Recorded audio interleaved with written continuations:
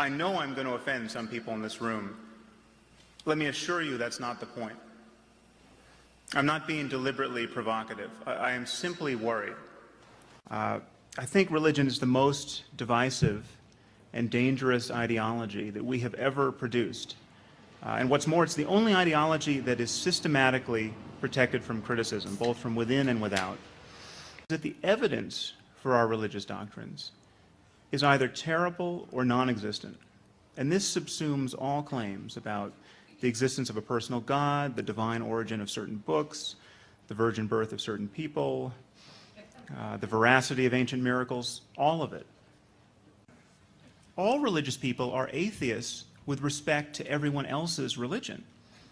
I mean, we're all atheists with respect to the thousands of dead gods who lie in that mass grave we call mythology. I mean, think of Thor and Isis and Zeus. You know, these were once gods in good standing among our ancestors. Let's begin with the specific claim that a given religion is true. There are two problems with arguing this. The first is that, as Bertrand Russell pointed out over a century ago, they can't all be true. I mean, given the sheer diversity of religions on offer, even if we knew that one of them was absolutely true, I mean, even if we knew this was God's multiple choice exam, is it A, Judaism, B, Christianity, C, Islam? Even if we knew we were in this situation, every believer should expect to wind up in hell purely as a matter of probability. Now, there's no question that disciplines like meditation and prayer can have a profound effect upon the human mind. But do the positive experiences of, say, Christian mystics over the ages suggest that Jesus is the sole savior of humanity? Not even remotely, because Christians have been having these experiences, but so have Buddhists and Muslims and even atheists. That yogis and mystics are said to be walking on water and raising the dead and flying without the aid of technology, materializing objects, reading minds, foretelling the future, right now. In fact, all of these powers have been ascribed to Satya Sai Baba, the South Indian guru, by an uncountable number of eyewitnesses. He even claims to have been born of a virgin. In any case, so consider, as though for the first time, the foundational claim of Christianity. The claim is this, that miracle stories of a sort that today surround a person like Satya Sai Baba become especially compelling when you set them in the pre-scientific religious context of the first century Roman Empire, decades after their supposed occurrence. We have Satya Sai Baba's miracle stories attested to by thousands upon thousands of living eyewitnesses, and they don't even merit an hour on the Discovery Channel. But you place a few miracle stories in some ancient books, and half the people on this earth think it a legitimate project to organize their lives around them. Does anyone else see a problem with that? This would be amusing if it were not having such a disastrous effect upon our public policy. It is impeding medical research and the teaching of science in this country. 30% of biology teachers in the United States at the high school level don't even mention evolution because of the hassle occasioned by just the religious hysteria that it provokes in their students and their students' parents. You all remember the recent presidential debate where 3 Republican candidates for the presidency solemnly raised their hands to testify that they don't believe in evolution. And there was no follow-up question. I mean, this is embarrassing. The contents of these books are deemed to be so profound that they could not possibly have been produced by the human mind. Please consider how implausible this is. Consider how differently we treat scientific texts and discoveries. In the year 1665, beginning in the summer of 1665, Isaac Newton went into isolation to dodge the outbreak of plague that was incidentally laying waste to the pious men and women of England. And when he had emerged from his solitude, He had invented the integral and differential calculus. He had discovered the laws of universal gravitation and motion. He had set the field of optics on its foundation.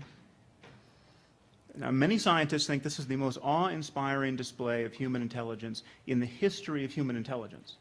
And yet no one is tempted to ascribe this to divine agency. We know that these accomplishments were affected by a mortal, and a very unpleasant mortal at that. And yet literally billions of us deem the contents of the Bible and the Quran so profound as to rule out the possibility of terrestrial authorship. Now, given the depth and breadth of human achievement, I think this is almost a miracle in its own right. I mean, it seems to me a miraculous misappropriation of awe. I mean, it took 2 centuries of continuous human ingenuity on the part of some of the smartest people who have ever lived to significantly improve upon Newton's achievement. How difficult would it be to improve the Bible? I mean, anyone in this tent could improve this supposedly inerrant text scientifically, historically, ethically, spiritually, in a matter of moments. I mean, consider the possibility of improving the 10 Commandments. I mean, this may seem to be setting the bar kind of high because this is the only part of the Bible, the only text that God felt the need to physically write himself and in stone. Consider the 2nd commandment, thou shalt not erect any graven images. Is this really the second most important thing upon which to admonish all future generations of human beings? I mean, is this as good as it gets, ethically and spiritually? The basic fact is, on this point of morality, is that we decide what is good in our good books. I mean, we come to the Bible and we see that it says in Leviticus, if a woman is not a virgin on her wedding night, you're supposed to stone her to death on her father's doorstep. We choose to reject this pearl of ancient wisdom. And then we choose to emphasize something like the golden rule. So that the guarantor of our morality is in our brains, not in our books. The claim that we're the only species that has moral impulses is also false. I mean, clearly, our ability to cooperate with one another can be explained in evolutionary terms. I mean, chimpanzees, with whom we share 99% of our DNA, find one another's emotional lives contagious, just as we do. They're motivated to reconcile after disputes, to comfort one another. Chimpanzees have even died trying to save other chimpanzees from drowning. They react negatively to situations that they perceive as unfair, like the unequal distribution of food. Given how gregarious all primates are, it is not a surprise that evolution would have selected for a variety of ethical concerns and social instincts. Now, of course, there are other reasons to doubt the usefulness of religion. And many of these are enunciated on a daily basis by bomb blasts. I mean, how useful is it that millions of Muslims believe in the metaphysics of martyrdom? How useful is it that the Sunni and the Shia in Iraq have such heartfelt religious differences? How useful is it that so many Jewish settlers think that the creator of the universe promised them a patch of desert on the Mediterranean? How useful has Christianity's anxiety about sex been these last 70 generations? Now, those who conflate usefulness and truth in defense of religion generally argue that religion provides the most reliable foundation for morality. Now, again, before we're even tempted to evaluate this claim, please notice that it is a non sequitur. It is not, even if religion made people moral, this would not provide evidence for the existence of God or that Jesus is his son or any specific doctrinal proposition to which people are attached. Every religion could function like a placebo. They could be extremely useful and entirely barren of content. But let's talk for a moment about the supposed link between morality and religion. It seems to me that religion gives people bad reasons to be good, where good reasons are actually available. I mean, ask yourself, which is more moral? Helping the poor, feeding the hungry, defending the weak, out of a mere concern for their well-being, or doing so because you think the creator of the universe wants you to do it? The truth is, people do not need to be threatened with damnation to love their children, to love their friends, to want to collaborate with strangers, or indeed to recognize that helping strangers can be one of their greatest sources of happiness. And what kind of morality is it that is entirely predicated on a self-interested desire to escape damnation? This seems to bypass the very core of what we mean by morality, which is an actual concern for the welfare of other human beings. Clearly, it is possible to teach our children to form such a concern and to grow in empathy and compassion without lying to ourselves or to them about the nature of the universe, without pretending to know things we do not know. You can teach your children the golden rule as an utterly wise ethical precept without pretending to know that Jesus was born of a virgin. It's also worth observing that the most atheistic societies on the planet, like Sweden and Denmark and the Netherlands, are in many respects the most moral. They have rates of violent crime that are far lower than our own in the US. And they're more generous, both within their own population and in the developing world on a per capita basis. What about this notion that we get our morality out of Scripture?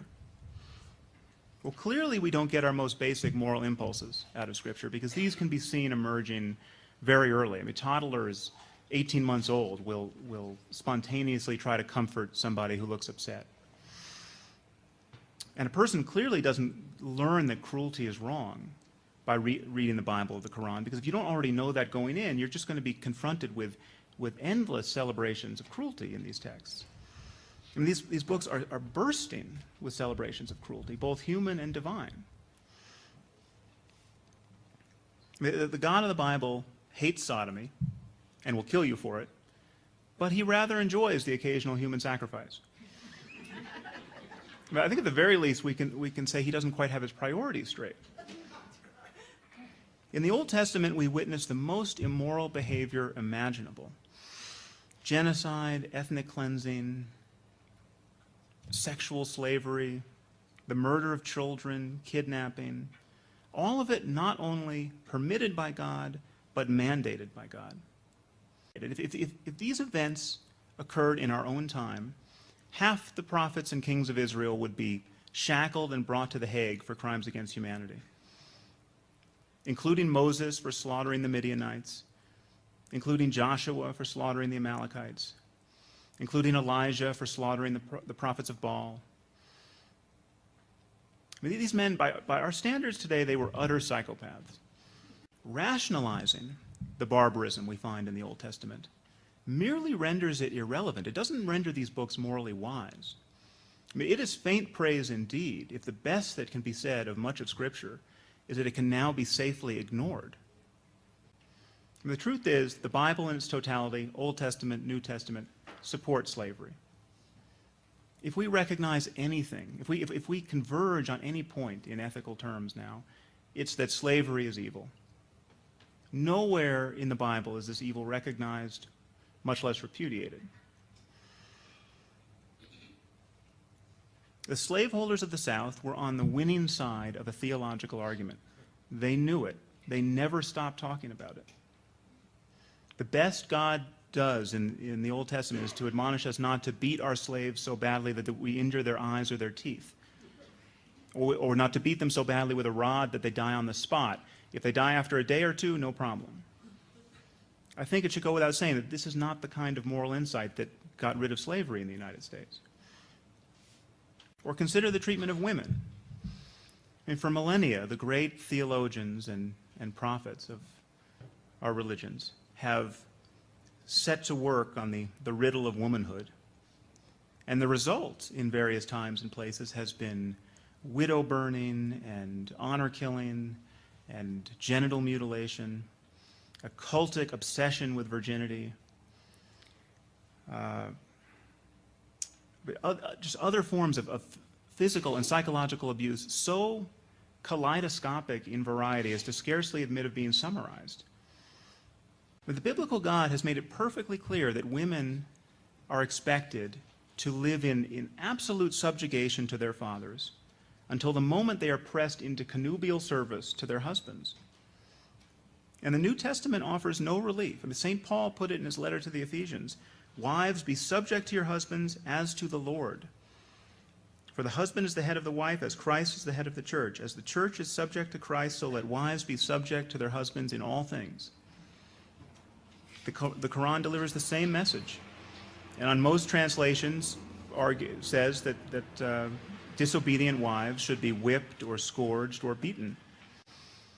Now recall the blissful lives of women in Afghanistan under the Taliban, or think about the millions of women who even now are forced to wear the veil under Islam, or who are forced into these forced marriages with men they have never met. And you will realize that these kinds of religious opinions have consequences. The net effect of religion, especially in the Abrahamic tradition, has been to demonize female sexuality and portray women as morally and intellectually inferior to men. In the Old Testament, in Deuteronomy 22, God says that if a woman doesn't scream loudly enough while being raped, she should be stoned to death as an accessory to her own defilement. There's no escaping the view in the Bible and the Quran that women have been put on earth to serve men, to keep their homes in order, and to be incubators of sons. Finally, there's this notion that atheism is responsible for the greatest crimes in the 20th century. Now this is actually, it's quite amazing to me. This is the most frequent objection I come across, so I think I should deal with it briefly. It is amazing how many people think that the crimes of Hitler and Pol Pot and Mao were the result of atheism.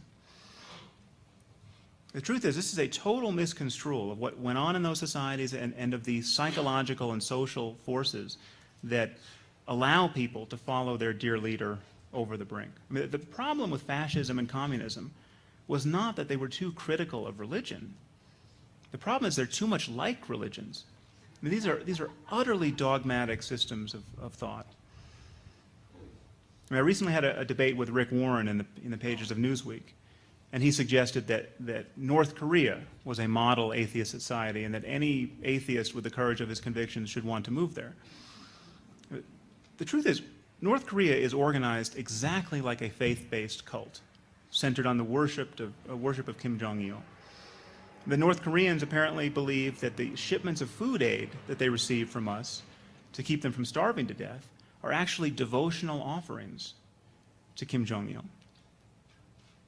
Is too little faith really the problem with North Korea? Is too much skeptical inquiry what is wrong here? Auschwitz, the Gulag, and the killing fields are not the product of atheism. They're the product of other dogmas run amok. Nationalism, political dogma. Hitler did not engineer a genocide in Europe because of atheism. In fact, Hitler doesn't even appear to have been an atheist. He regularly invoked Jesus in his speeches. But that's beside the point. He did it on the basis of other beliefs, dogmas about Jews and the purity of German blood. So I submit to you that there really is no society in human history that has ever suffered because its population became too reasonable, too reluctant to embrace dogma, or too demanding of evidence. Now, what about the charge that atheism is dogmatic? Let's get this straight. Jews, Christians, and Muslims claim that their holy books are so profound, so prescient of humanity's needs, that they could have only been written by an omniscient being.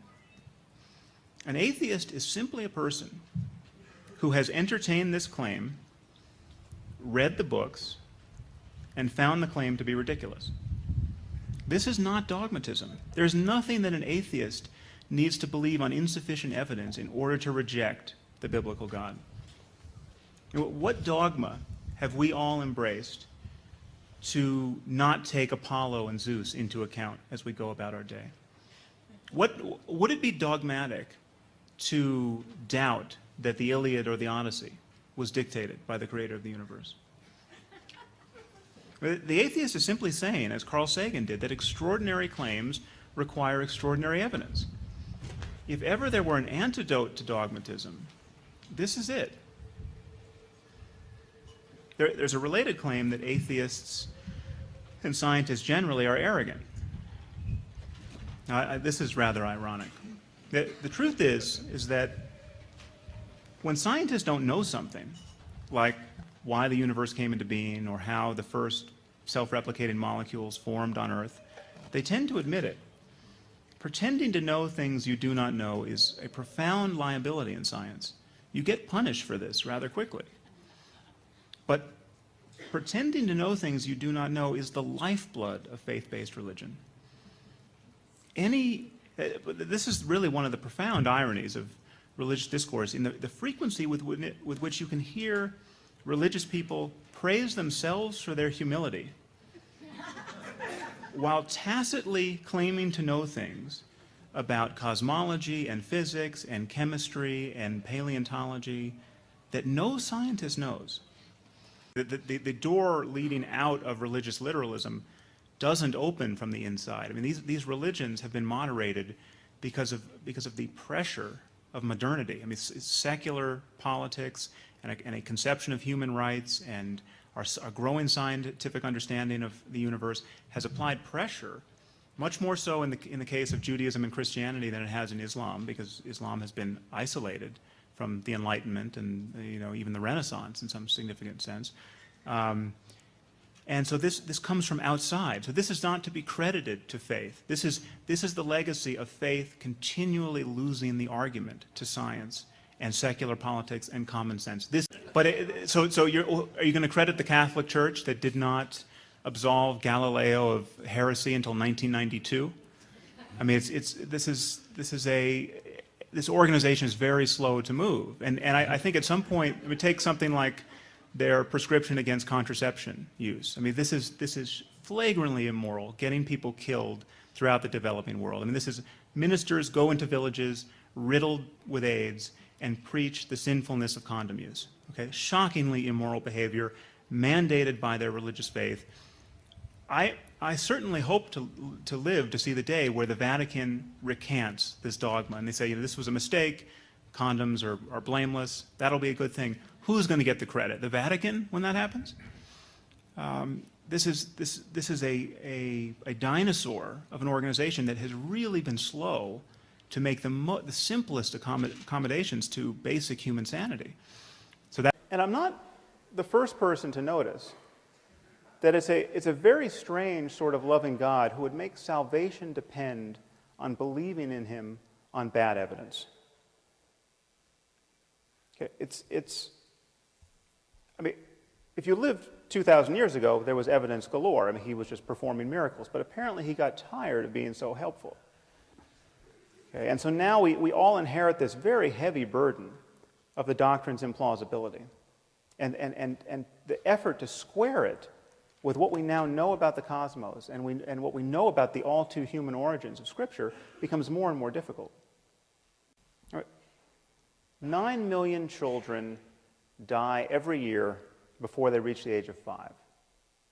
Okay, picture an Asian tsunami of the sort we saw in 2004 that killed 250,000 people. One of those every 10 days, killing children only under 5. Okay, it's 24,000 children a day, 1,000 an hour, 17 or so a minute. That means before I can get to the end of this sentence, some few children, very likely, will have died in terror and agony. Okay, think of the parents of these children. Think of the fact that most of these men and women believe in God and are praying at this moment for their children to be spared. And their prayers will not be answered. Okay, but according to Dr. Craig, this is all part of God's plan.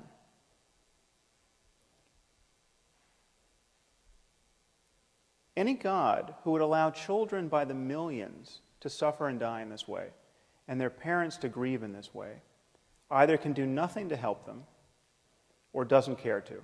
He is therefore either impotent or evil. And worse than that, on Dr. Craig's view, most of these people, many of these people certainly, will be going to hell because they're praying to the wrong God. Just think about that. Okay, through no fault of their own, they were born into the wrong culture where they got the wrong theology and they missed the revelation. Okay, there are 1.2 billion people in India at this moment. Most of them are Hindus, most of them therefore polytheists. Okay, in Dr. Craig's universe, no matter how good these people are, they are doomed. If you are praying to the monkey god Hanuman, you are doomed. Okay. You will be tortured in hell for eternity. Now, is there the slightest evidence for this? No. It just says so in Mark 9 and Matthew 13 and Revelation 14. Okay. Perhaps you'll remember from the Lord of the Rings, it says when the elves die, they go to Valinor, but they can be reborn in Middle-earth. I say that just as a point of comparison. Okay. So God created the cultural isolation of the Hindus. Okay. He engineered the circumstance of their deaths in ignorance of revelation. And then he created the penalty for this ignorance, which is an eternity of conscious torment in fire. Okay. On the other hand, on Dr. Craig's account, your run-of-the-mill serial killer in America, okay, who spent his life raping and torturing children, need only come to God, come to Jesus on death row, and after a final meal of fried chicken, he's going to spend an eternity in heaven after death. Okay. One thing should be crystal clear to you. This vision of life has absolutely nothing to do with moral accountability. Okay. And please notice the double standard that people like Dr. Craig use to exonerate God from all this evil. Okay, we're told that God is loving and kind and just and intrinsically good. But when someone like myself points out the rather obvious and compelling evidence that God is cruel and unjust because he visits suffering on innocent people of a scope and scale that would embarrass the most ambitious psychopath, okay, we're told that God is mysterious. Okay, who can understand God's will? Okay, and yet this is precisely, this merely human understanding of God's will is precisely what believers use to establish his goodness in the first place. You know, something good happens to a Christian. He feels some bliss while praying, say, or he sees some positive change in his life, and we're told that God is good. Okay, but when children by the tens of thousands are torn from their parents' arms and drowned, we're told that God is mysterious. Okay, this is how you play tennis without the net. Okay, this kind of faith is really the perfection of narcissism. I mean, God loves me, don't you know? He cured me of my eczema. He makes me feel so good while singing in church. And just when we had given up hope, he found a banker who was willing to reduce my mother's mortgage. Okay. Given all that this God of yours does not accomplish in the lives of others, given the misery that's being imposed on some helpless child at this instant, this kind of faith is obscene. Okay, to think in this way is to fail to reason honestly or to care sufficiently about the suffering of other human beings. But this, to me, is the true horror of religion. Okay, it allows perfectly decent and sane people to believe by the billions what only lunatics could believe on their own. Okay. And many see no alternative but to insert the God of Abraham, an Iron Age God of war, into the clockwork as an invisible arbiter of moral truth. Okay. It is wrong to cheat on your spouse because Yahweh deems that it is so. Okay, which is curious because in other moods, Yahweh is perfectly fond of genocide and slavery and human sacrifice. Okay, here's the only assumption you have to make. Imagine a universe in which every conscious creature suffers as much as it possibly as much as it possibly can for as long as it can. Okay, I call this the worst possible misery for everyone. Okay, the worst possible misery for everyone is bad.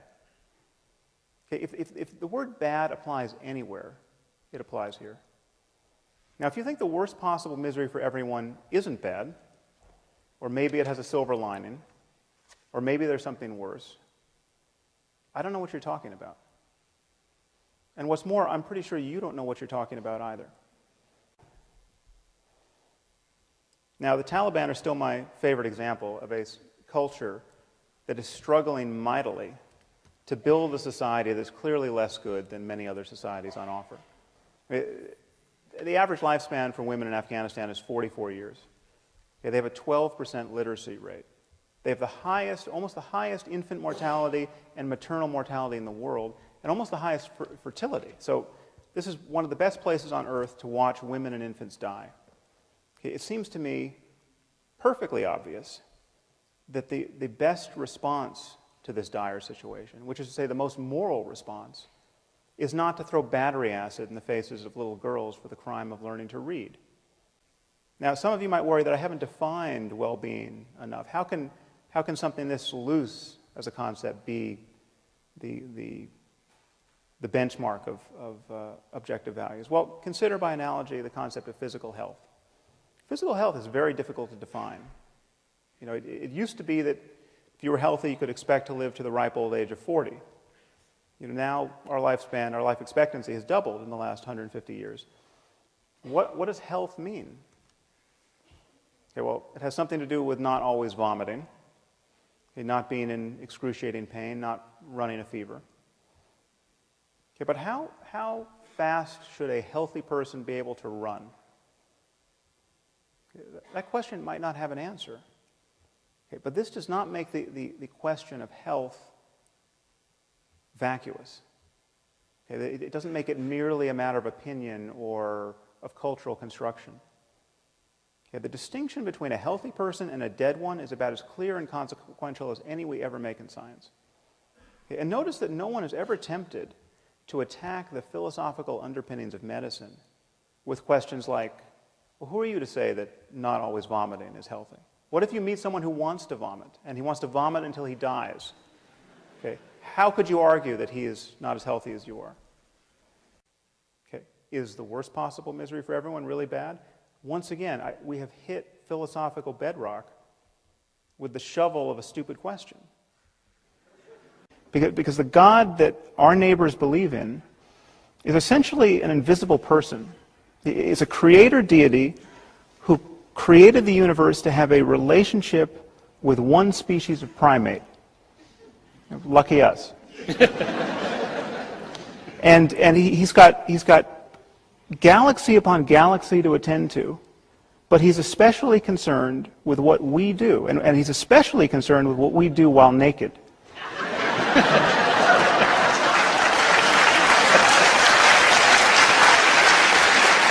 And he almost certainly disapproves of homosexuality. And he's created this cosmos as a vast laboratory in which to test our powers of credulity. And the test is this: can you believe in this God on bad evidence? Which is to say, on faith. And if you can, you will win an eternity of happiness after you die. And it's precisely this sort of God and this sort of scheme that you must believe in if you're going to have any kind of future in politics in this country. No matter what your gifts. I mean, you could be an unprecedented genius. You could look like George Clooney. You could have $1 billion, and you could have the social skills of Oprah, and you are going nowhere in politics in this country unless you believe in that sort of God. That scheme, I agree with you about that scheme. There are many people having these remarkable experiences in every traditional context. That, in and of itself, proves that all of these religions are wrong. All of these religions claim their exclusive validity. And the fact that you have Christians having deep experiences of peace, and you have Muslims, and you have atheists, and you have Buddhists, it proves that there's a deeper principle that should be talked about in a non-sectarian way that is not held hostage by Iron Age literature does. The great irony of the popular conception of science as arrogant is that when you go to a scientific meeting, you don't see arrogance. I mean, you're about as likely to see real arrogance as you're likely to see nudity at a scientific conference. I mean, this is people are constantly offering caveats and hedges toward what they say.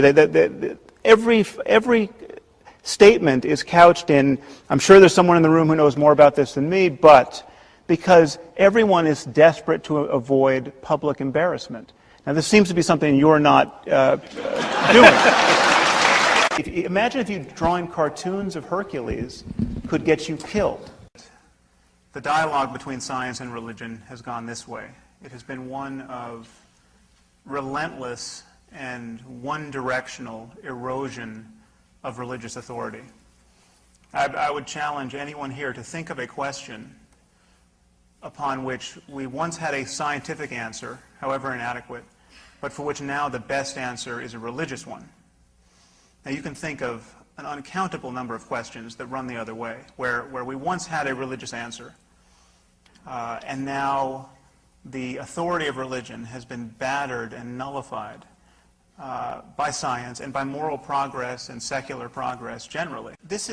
We come from generations of people who did not know a damn thing about the causes of events in the world that really concern them: the spread of disease, the failure of crops, the weather. And so religious discourse has changed. We're not sacrificing people happily now, but it has changed by virtue of progress from the outside. I mean, just certain modes of operation are no longer tenable. When you can get a weather report on the evening news, you no longer have to sacrifice a child in a vain attempt to control the weather.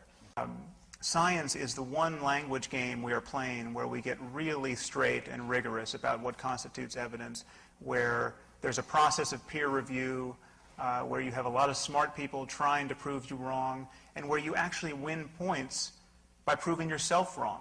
And this is not what religions are up to. Religions are not falsifiable in this way. One problem with a discussion like this is we have a word religion that is a suitcase term. I mean, religion is a word like sport. You know, you have a sport like, you know, Thai boxing, where people get killed and hit in the head with elbows and knees, and then you have a sport like lawn bowling. You know, what is in common between these sports apart from breathing? Not much, and yet they're both sports. And religion is like that. You have a religion like Jainism, which I occasionally reference because it is the one truly nonviolent religion. I mean, the core dogma of Jainism is nonviolence. So that no matter how fanatical you get as a Jain, you are never going to be a Jain suicide bomber. I mean, you simply cannot make sense of it by the lights of Jainism. Now, by no stretch of the imagination is Islam a religion of nonviolence. Islam is a religion of violence in certain circumstances, and it is a great danger to us all that these circumstances can be construed with enough agility as to apply almost anywhere, anytime, to anyone who wants to die for the faith. Now, I'm not saying all Muslims view their religion this way, but there are very few tools within Islam by which to say, oh, Osama bin Laden has completely misconstrued the faith. He has not completely misconstrued the faith. So between Islam and Jainism, you know, we have a range of convictions and behaviors born of them.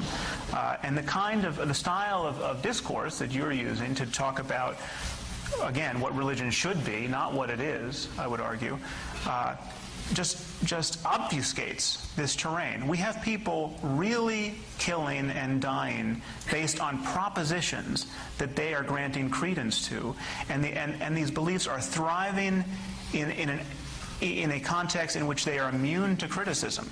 And we are collaborating in that process by not criticizing them publicly, incessantly, relentlessly until we break this spell. I see. And now another question over here.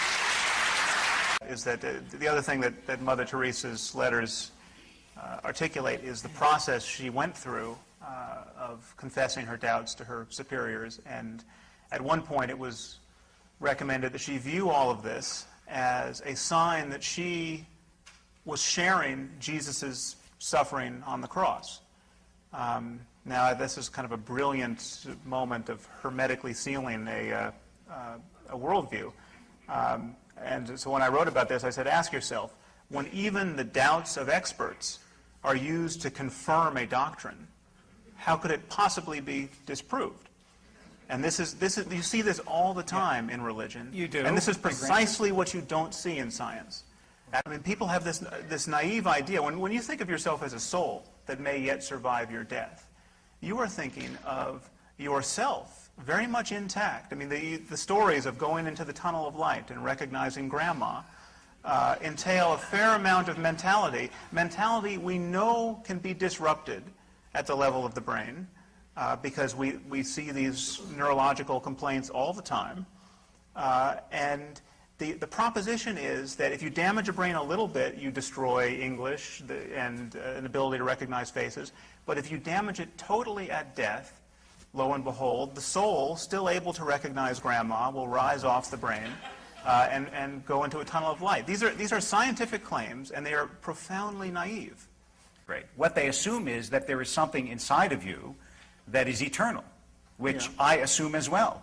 And it doesn't seem to me doesn't seem to me anti-scientific. Well, it's anti-scientific if you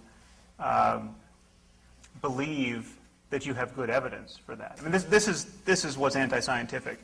When your certainty, when your convictions don't scale with your evidence. I mean, I'm actually open-minded on the survival of death. I don't know. You say about reincarnation, that there could even be evidence for it in your book. Yes, I mean, I can easily tell you what would constitute evidence. I'm not saying this evidence exists, but I mean, I can tell you what would constitute evidence for the truth of Mormonism. It's just not forthcoming.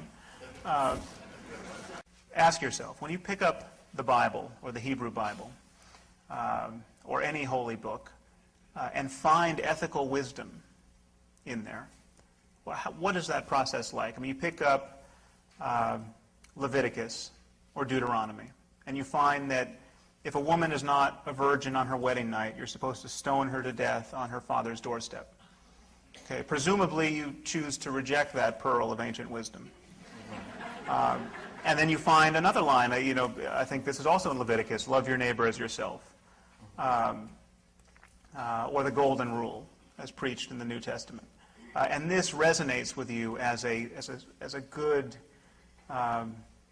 operating premise to generate further moral intuitions. If nothing else, it's a good ideal to live toward. Now, that process, the guarantor of your morality in that case is not the book. It's in your brain.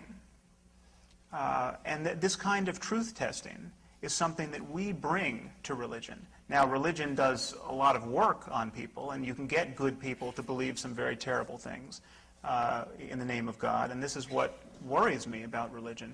And the idea is that at the time, I mean, the Canaanites were so ill-behaved that just getting together a coherent list of reasons to kill your neighbor was an improvement over the general barbarity of the time. This is often claimed, the idea that the Bible is just the best that was possible for that community in that period in history. The 5th century BC was an age of such barbarism that Leviticus is really kind of it's like the U.S. Constitution, a brilliant document. It is not a brilliant document. It is an appalling guide to morality. And just think of how good a book would be if it were authored by the creator of the universe. I mean, there's not a single sentence in any book of the Bible that could not have been written by somebody living in the Iron Age. This is a problem for claiming that this is the best book we have. And so the problem is, if you're living by Leviticus and Deuteronomy, you should be a good Jew for all time. Now, why are you not a good Jew for stoning your neighbor for working on the Sabbath today? You are not, because we have different standards of morality and reasonableness. And we happily do. And those came from outside of religion. Okay. Even if I conceded that religion is profoundly useful, so useful as to be indispensable. People without religion will just rape and kill each other, and we don't want that, so by all means, fill the churches and mosques and synagogues. That would not, for a moment, grant credence to the idea that one of our books was dictated by an omniscient being, or that such a being exists.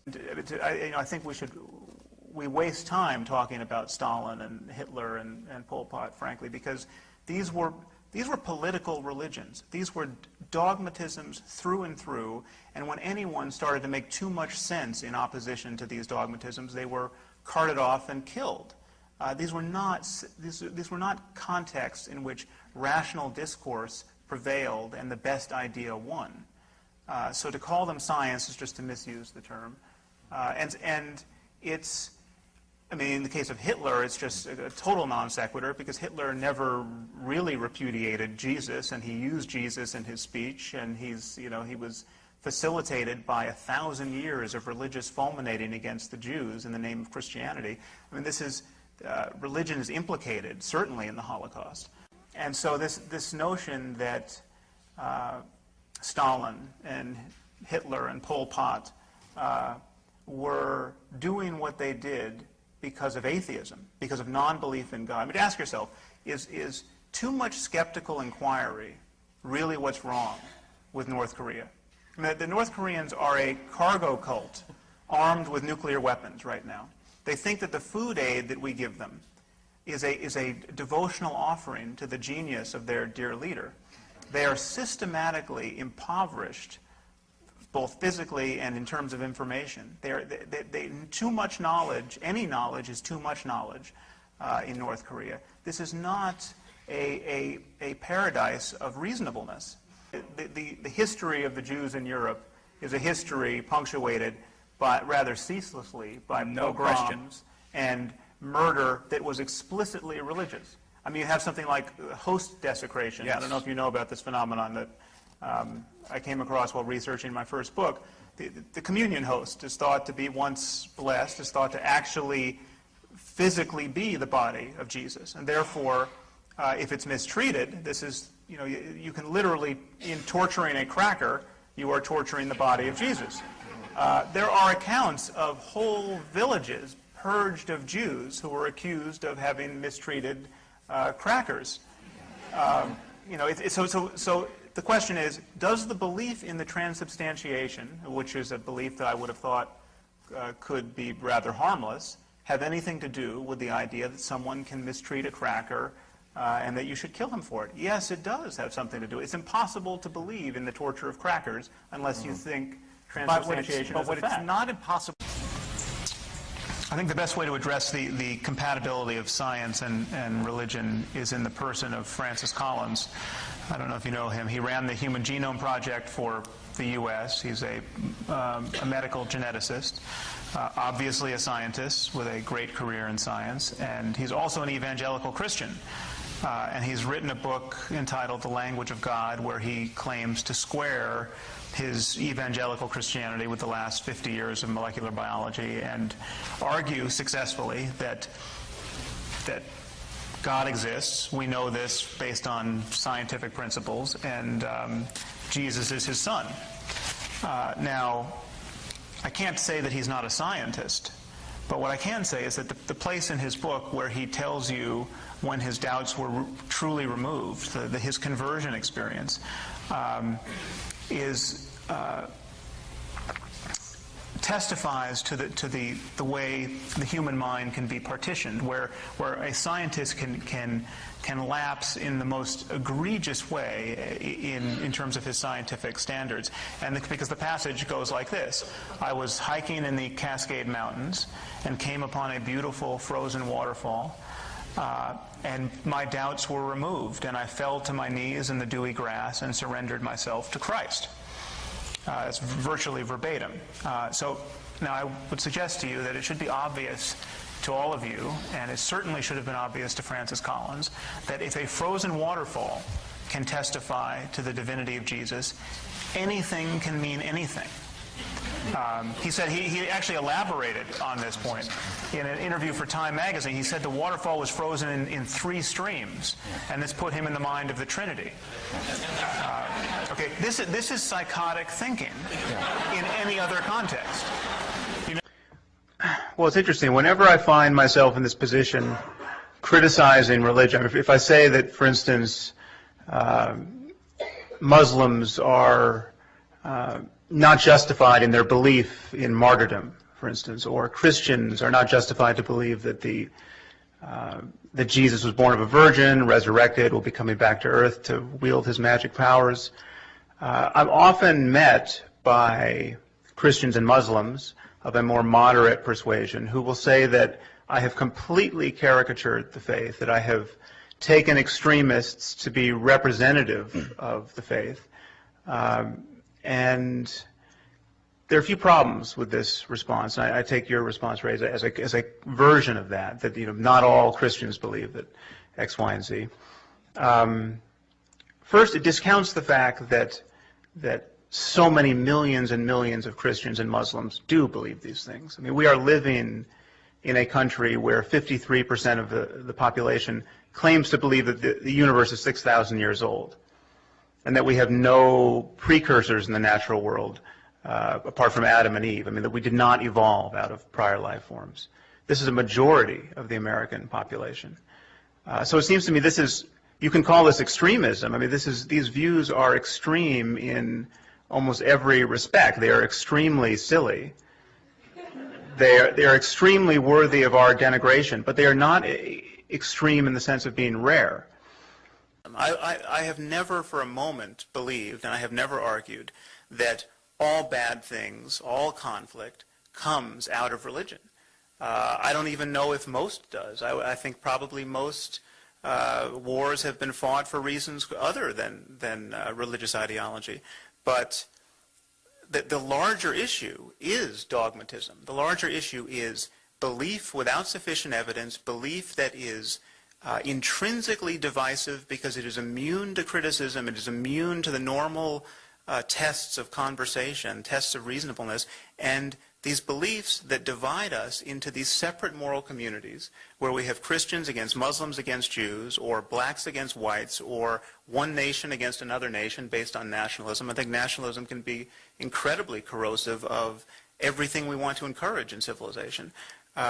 Dogmatism and ideology immune to criticism is a problem. The problem, however, is that only in religion do we put a veneer of sanctity over dogmatism and call it faith, and once called faith, it becomes a apparently necessary and redeeming and precious part of the human experience. I don't think it is, and I think we can have our ethics and have our spiritual experience, indeed even become mystics, without ever presupposing anything on insufficient evidence and without ever lying to ourselves and other human beings about what we know to be true. You didn't seem to find anything to like about religion, or anything even faintly redeeming about the religious project. Am I overstating? Well, yeah, I think it's a matter of emphasis. I mean, I certainly have not emphasized what I like about the Bible in my writing, though I mean, it's not without its joys. I mean, there's some very good writing in there, and there's some rather terrifying barbarism in there that is advocated not as allegory, but as prescriptions for how to live. And I think that's undeniable. Many of these prescriptions have lost their shelf life. I mean, the Bible, on balance, tells us to keep slaves. It tells us how to keep slaves. Now, this is an embarrassment, I think a rather fatal embarrassment, to anyone who would then say the Bible is the best book of moral wisdom humanity has ever had. It's not the best book because it gets the question of slavery wrong, and slavery is perhaps the easiest and one of the most consequential moral problems we've ever had to face as a civilization. First of all, it must be conceded that there are no books in Scripture more heinous than the books in the Hebrew Bible, like Deuteronomy and Exodus and 2 Samuel. I mean, these are the books where it is just spelled out ad nauseum when you should kill people for theological offenses. And if you follow those prescriptions, you would have very much a world like we witnessed under the Taliban in Afghanistan, with people having their heads cut off at halftime in a soccer match for adultery. So even fundamentalist Christians and Orthodox Jews can't read their scripture altogether literally now. That's because of hundreds of years of colliding with modernity and secular progress and scientific progress. And we're not burning witches on street corners anymore, and that's a good thing, but we did it for 5 long centuries. And as Reza knows, in most of the Muslim world, you have taken your life in your hands if you declare yourself an apostate. I mean, even in Afghanistan, where we invaded and gave them a constitution, apostasy is still punishable by death, and we still have to smuggle out that one guy who became a Christian on CNN and had to be spirited away to Italy with a diagnosis of mental illness to save his life in that country. For instance, in the End of Faith, I cite these Pew polls that were done in 9 Muslim countries, actually not the most radicalized. And the most radicalized countries wouldn't let the polling be done. But even in Turkey, the Muslim success story on many fronts, the level of support for suicide bombing against non-combatants in defense of the faith was shocking. I mean, you just run the numbers. When 77% of people in Lebanon say that it is justified, that's, it's not a minority. It's not even close to a minority. Even if it were only 5% of the Muslim world that was radicalized by my lights, that is still a problem we have to talk about soberly. I mean, we're talking about 75 million people. If the poorest, most molested people were by and large the jihadists and the engineers and the architects and the doctors, the people who had a benefit of the good life were disproportionately moderate, then this analysis of yours would make some sense. But we have someone like Ayman al-Zawahiri, right? A surgeon. He comes from one of the most respected families in Egypt. He's got doctors and judges and pharmacists as far as the eye can see. He is not an exception. He is not. If you correct for literacy in the Muslim world, support for suicide bombing goes up. I mean, this is the most radicalized people are not the people who, in particular, you can see this in microcosm when you actually look at the biographies of the 19 hijackers. These were all college educated. Many of them had PhDs. I mean, it's just not religion really is separable as the most important variable. And what is actually right on the surface to be seen is that these people are telling us what is motivating them. The jihadis are talking all day long about the pleasures that await martyrs in paradise, the horrors of living in proximity with the infidels, the desecration of the Muslim holy sites by the proximity of infidel troops on the ground. I mean, this is, Osama bin Laden tells us what motivates him. He's telling us why he's not living in Paris and dating models with his inheritance. I mean, he is being quite articulate ad nauseum.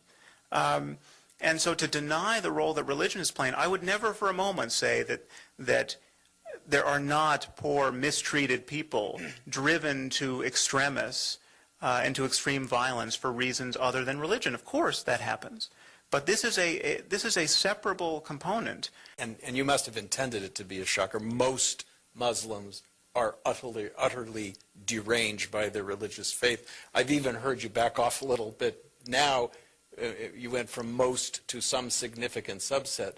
Well, no, okay. Let me just make it clear. I'm not backing off of that because utterly deranged by I set the bar rather low for utter derangement. I mean, by my lights, thinking that the Quran is the best book ever written on any subject really is getting you pretty close to derangement. Thinking that that someone should be killed for criticizing it, or that it's a real problem that cartoonists caricature the Prophet Muhammad and they should be kidnapped. That this is the kind of treading upon the sanctities of the religion is a real social problem that demands more energy in its criticism than suicide bombing. So I don't think we want someone making these decisions about when to go to war and when not to go to war who thinks that when he closes his eyes and just kind of tries to get a feeling for what to do, his intuitions just may be vetted by the creator of the universe. And I take these people at their word. I mean, people believe this stuff.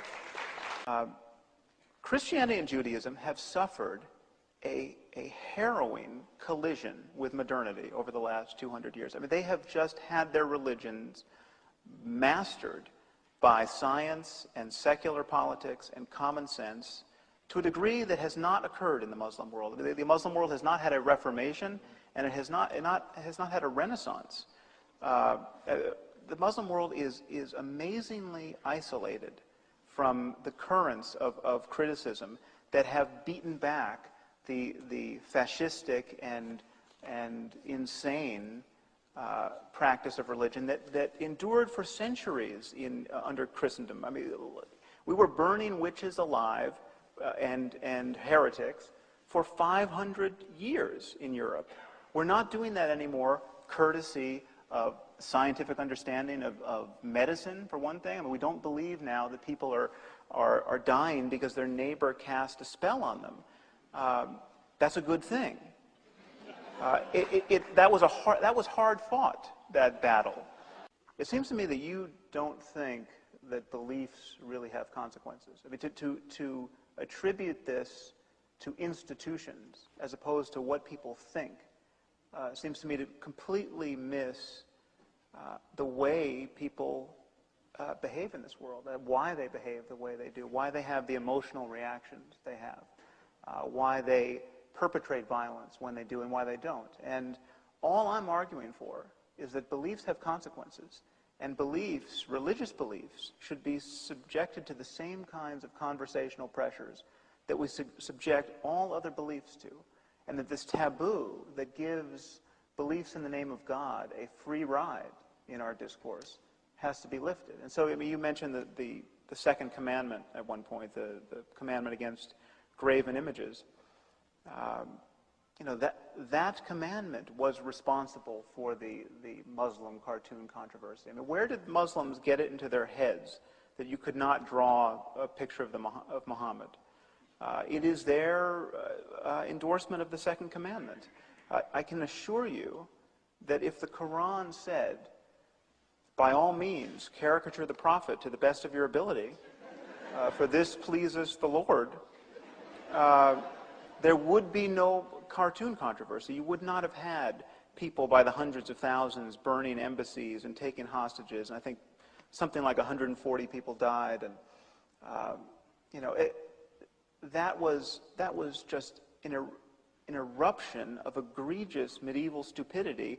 And it took the form it took because the religion is in the form it's in. People believe that specific tenet about idolatry. That's plain. I mean, I am not imagining the link between Islam and violence, to take Islam as one example, because the people who are perpetrating this violence are telling us ad nauseum why they are doing this. I mean, this kind of analysis it's like going into a church on Sundays and seeing people lined up to receive the Eucharist and asking them why they're doing this, and they tell you about the transubstantiation and their love for Jesus. And to discount all of that, we can't trust what they're saying. Actually, this is just cracker-eating behavior, and it as witnessed by the fact that it happens in other contexts. I mean, people eat crackers in other contexts, and there's a general love of crackers, and so you can't say that people are being motivated by their religion. I need to deal with this charge of racism. It should be pretty easy to see that my criticism of Islam is not racist. First of all, it applies with equal felicity to white Muslims as to any other ethnicity. In some sense, it even applies more to somebody like John Walker Lind, a middle-class guy from Marin County who discovers the Quran and decides to go off and fight with the Taliban. It applies more, perhaps, to somebody like Adam Gadon, who comes from Orange County and goes off to be the PR guy for Al-Qaeda, because these guys don't have the alibi of having been brainwashed since infancy by their indigenous Muslim parents. They've adopted this. So there's nothing racist about my criticism of Islam. I am criticizing the logical consequences of certain ideas, and I'm certainly not limiting my criticism of religion to Islam. I just happen to one of the taboos I'm breaking quite consciously in my speaking and writing is I'm noticing that our religions are actually different. I mean, they don't all teach the same thing. And where they do teach the same thing, they don't teach it equally well. I mean, we are not going to have a problem with Jain suicide bombers, no matter how mistreated Jains become in this world. The core principle of Jainism really is nonviolence. I mean, no matter how crazy you get as a Jain in terms of your religion, you're going to become less and less violent. I mean, there's no way you can justify any sort of violence by recourse to the principles of Jainism. To argue that the core principle of Islam is nonviolence is truly impossible. I mean, if anything, the core principle of Islam is jihad. It is convert, subjugate, or kill the infidel. I mean, the Quran and the Hadith do nothing so eloquently as demonize the infidel and talk about the imperative of spreading the faith. If you look at the historical example of Muhammad, he's rather a different character than Jesus. He is not a hippie who got crucified. He was a conquering general, and Muslims draw a lot from that example. Whenever I criticize Islam, one of the first things I say is that nobody is suffering under Islam more than Muslims. I mean, and certainly nobody's suffering more than Muslim women. And so to obfuscate, to call it racist to criticize this faith, which has I mean, the record of religion in general in terms of the treatment of women is horrifying. I mean, the great geniuses of the Abrahamic tradition thought about the riddle of womanhood, and they gave us this cult of virginity, the forced marriages, bride burning, honor killing. I mean, it is the fact that somebody like Ayaan Hirsi Ali, a Somali woman who became a Dutch parliamentarian and now is arguably one of the most hunted people on this planet because of her criticism of Islam. The idea that she has to deal with a multiculturalist criticism of her insensitivity to Islam, and this is a woman who has been, circumcised is a euphemism for it, hunted, had her collaborator butchered in the street in Amsterdam, and now she is a recipient of the same kind of criticism. It is obscurantism. Our religions are different. 38% of British Muslims now claim to believe that anyone who leaves the faith, anyone who commits the crime of apostasy, should be put to death. This is 38% of British Muslims. We're not talking about Pakistan or Afghanistan. That's quite an alarming finding. Now, what percentage of them would actually be willing to kill someone who leaves the faith? I don't know. I mean, there's a distance between what you think and what you're actually going to do. But the idea that somehow it is a tiny minority of people who profess these things, who actually believe them, there's no evidence for that. I mean, there is apparently an inexhaustible supply of suicide bombers. People like Chris seem to imagine that the cause of this is not their belief in martyrdom. It's not the idea that you're going to get everything you want after you die, and there's nothing better than death in defense of Islam, which is what I argue. They seem to believe that it is poverty and economic desperation and lack of education. The reason why we know that can't be true is everything we find out about the kinds of people who hijack planes and fly them into buildings or blow themselves up on the tubes in the UK, they are disproportionately well off and they are disproportionately educated. This goes from the top, from people like Osama bin Laden and Khalid Sheikh Mohammed, who don't blow themselves up and maybe cynically manipulating people who really believe these things. But it goes all the way down through the 19 hijackers, all of whom were college educated. Many of them had PhDs. It goes to the leaders of Hamas and Hezbollah, and it goes down to the foot soldiers who blow themselves up. Your likelihood of dying if you were affiliated with Hezbollah, dying through suicide bombing, goes up if you're better educated. I mean, this is, and support for suicide bombing goes up in conjunction with literacy. This is not a movement of the poorest of the poor and the least educated. And the idea that it would be nice if it were. I mean, then the remedy is just spread the money around and teach people about all we've come to know in the last 2,000 years. But our situation is quite a bit more sinister than that. It is possible to be someone with the technical expertise, someone who can build a nuclear bomb, and to still think you're going to get 72 virgins in paradise. That's what we should be worried about, that these beliefs really are operative, and the idea that no one believes them while everyone professes them, I think is an act of faith none of us should be willing to adopt. You know, world, happily, we do not assess public opinion by having New York Times journalists go out and live in the Muslim world and make friends and get a vibe. I mean, this is not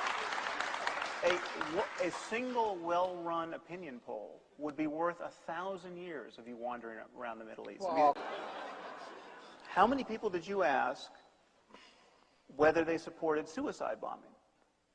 You know, you could have lived there a long time and asked that question a lot and still not have done anything like the job that Pew did when they went into 9 countries and got a random sample, insofar as that was possible, of Muslims and asked 38,000 people that question.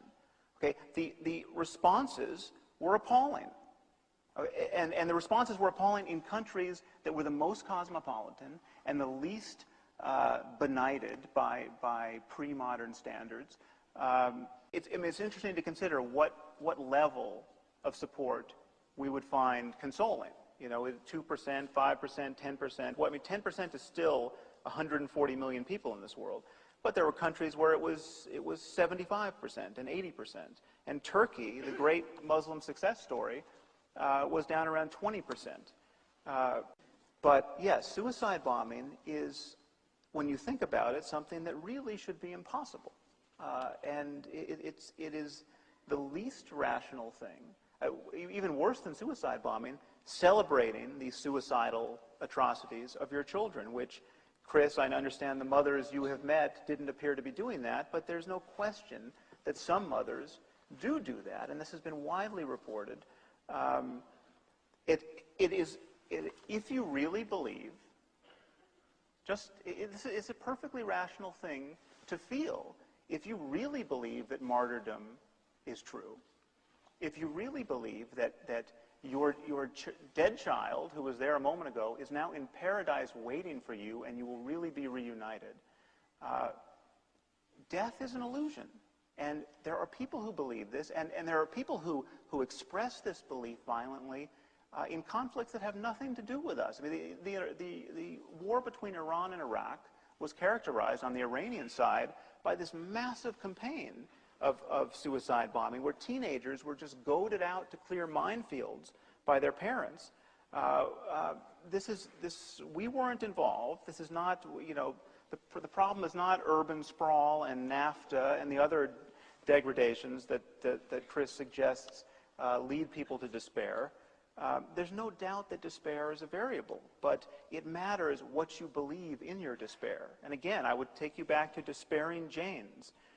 They're not going to practice suicide bombing because they believe something different.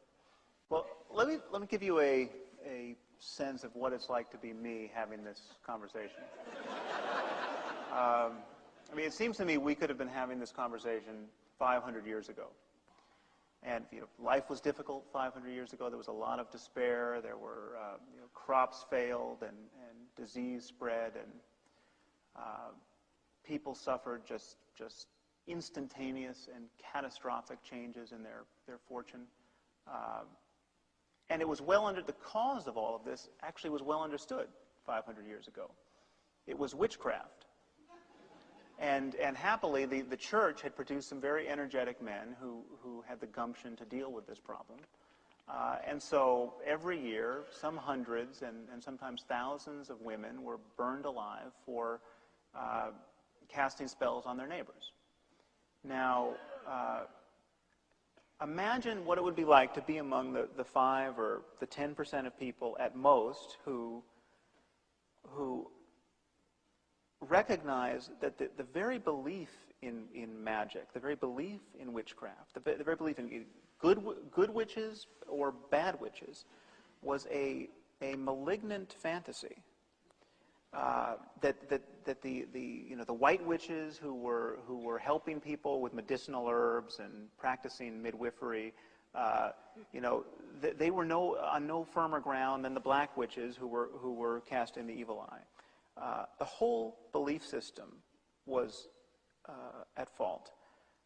Imagine the kind of criticism you're going to get. No, your problem is just with kind of fundamentalist witchcraft. The reality is that witchcraft is far more nuanced than that, and there's no conflict between science and witchcraft. I mean, science deals with physical law and physical causality, but witchcraft deals with potent spells and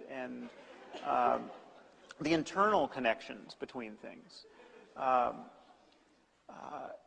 This idea that somehow we shouldn't call into question these patently bad ideas for fear of offending people, for fear of glossing over their despair, for fear of not criticizing other problems in the world. I would never argue that religion is the only problem in the world or the only source of human conflict, but it is a source, and we are mightily attached to it, emotionally attached to it. And we are loath to criticize it even when it is declaring its ugliest intentions and its ugliest certainties.